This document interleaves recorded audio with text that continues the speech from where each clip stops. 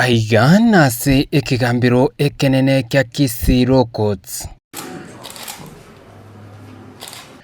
Omugaso bw'erituko lya lero omwe-MCA bw'egwodi eria Nyamasibi Christopher Onsaga anyara kobaka Goikiwa Bosio bw'omunachi ebina John Nyariki ase Omomca yokonyora chibesa kuru ase meri ogachi erindachi konyara kobaka kumurigeria omwana oye egasi chinse cha isiko.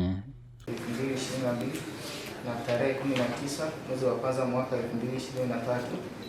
katika mahali hapa chulikani hii ya Kenya kwa nia ya kulagai ulipokea kutoka kwa meli Agachi shilingi 3,400 ukimdanganya kwa ungesaidia msichana wake Mildred Gekonge kumpeleka nje ya Canada ukiwa unajua ni mongo. Ni kweli ama si kweli?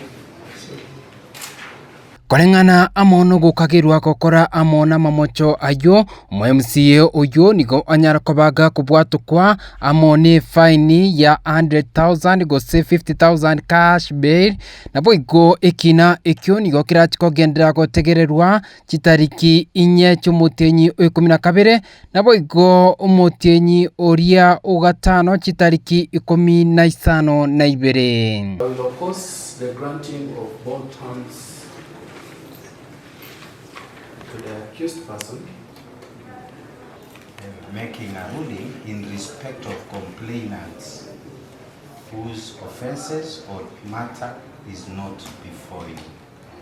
Kindly disregard my learned brother's submissions, and actually my initial instructions were to request that the accused to be released on free bond. Once by the counsel of the accused, the issue in question is one on the right to bail bond.